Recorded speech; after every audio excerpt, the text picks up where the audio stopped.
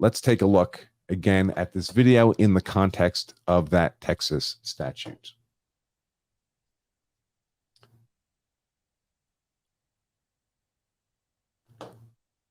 Where are you? Here we are. Okay. And it's rewound back to the beginning. And the question is, of course, have these conditions been met? Right? This legal presumption of a reasonable fear of imminent deadly force harm is triggered. Was it triggered here? Did this apartment dweller know or have reason to believe that the person against whom he's using deadly force was attempting to enter unlawfully and with force the actor's occupied habitation without the dweller committing some crime within the apartment or using it for criminal activity? That's the question here. So let's take a look at the video and see what we see. No. Yeah, we're checking the air filters. Oh, much appreciated. 872. Oh yeah, there's the gun. Thanks, guys.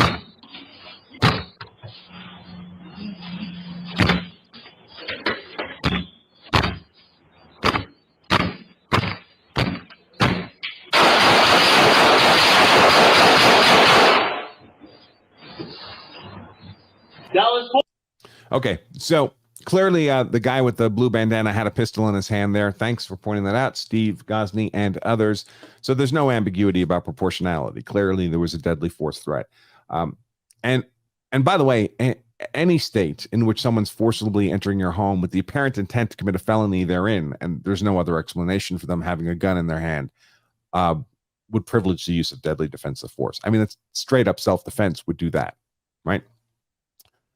So clearly these guys meet the conditions of this Texas statute. Now, what kind of criminal liability might these guys be facing if they didn't have a justification for the use of deadly force? Well, if they had shot or hit one of these dudes and killed them without the justification, they could be looking at murder or manslaughter. We don't have to worry about that with respect to these intruders. Similarly, if they had only injured them with gunfire, they might be looking at aggravated assault, maybe attempted murder. But again, we don't have to worry about that with respect to these intruders. The defense of habitation, the reasonable presumption statute would protect them against liability with respect to the two guys trying to break in. But what about other people? So there's an apartment right across the hall. Now, the way the rounds, you can actually, on my monitor, I can see the bullet holes, marks in the wall. And the way they were powdering when they hit the wall is suggests to me the wall may be, cinder block concrete, poured concrete, maybe. So the rounds were not penetrating into the apartment. But certainly, look at the door. Traditional kind of 6-panel door. Even if it's steel, it's not solid steel. It's just steel on the surface with a foam center.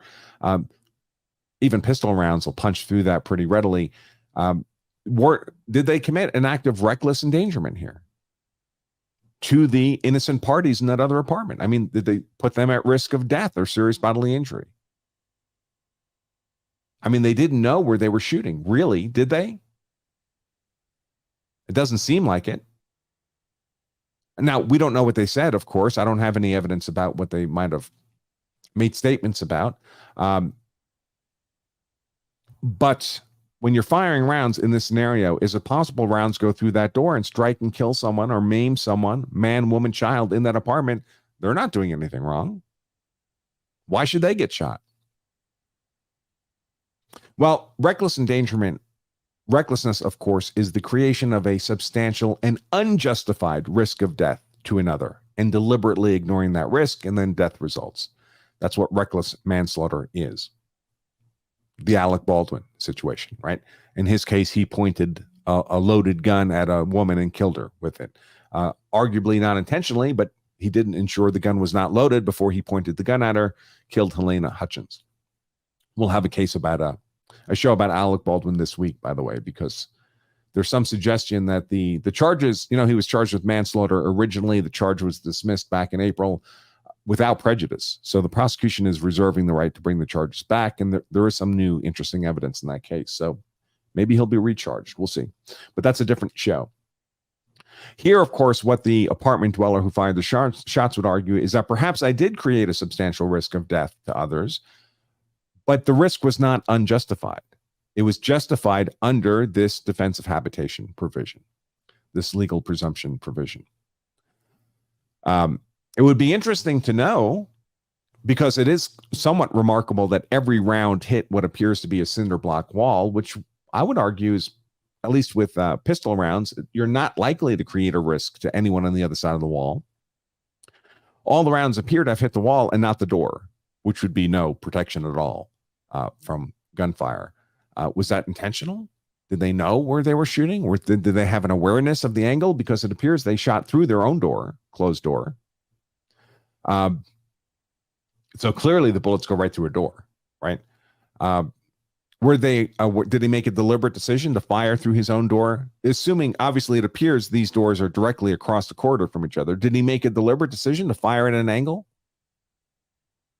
Which would also explain why he missed, right? Because when he starts firing, where is the bad guy? See if I can catch that. The bad guy's right there. So did he make a deliberate attempt to fire off on a rightward angle to avoid the risk of shooting through the door and endangering someone, even though he knew it would mean missing the actual aggressor trying to kick the door in? Perhaps that would be very helpful evidence to avoid a reckless endangerment charge. It would be evidence helpful to have in the record sooner rather than later, not just said for the first time at trial. That doesn't mean I'd want him explaining all this to the police at the scene. That's something you would explain to your attorney. Your attorney would explain to others. So now we have some things going for us here that are not always automatically the case. We have this video. How would this be different if we didn't have the video? Because the video removes a lot of ambiguity, right? It's pretty, one guy's got a gun, they're forcibly really hard trying to kick this door in, removes a lot of ambiguity. But if we didn't have the video, what would we have?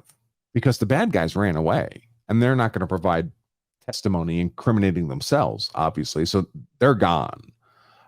So when the police show up, what do they have? They have the word of the apartment dweller. They have the holes in the wall, whoever reported the gunfire. But there's no substantive evidence about the degree of threat or the attempt to enter the home. The door was not actually breached, right? So it's not like the door is broken open. Might there be scuff marks on the door? Maybe there's a boot print on the door. All right, well, that would be evidence consistent with someone maybe attempting to get in, maybe someone just angry over something, making a statement, leaving a boot print on the door, not actually trying to breach the apartment. So the video is very helpful here for the guy who fired the shots, for the defender. And many of us have security cameras, right? Ring doorbells, wired cameras, whatever the case may be. I can tell you, I've got them everywhere. For this purpose, by the way, and not to deter someone. Criminals don't really care about cameras in the moment. But so I'll have a record of what happened. And I have cameras facing out from my door, and I have cameras facing towards my door. So they also capture the rear of whoever may be at my door. Because I'm trying to create an evidentiary record that would be helpful to me, right? That would be supportive of my use of force decisions. To me, that's the real purpose of the video. But you never really know if you have the video, right?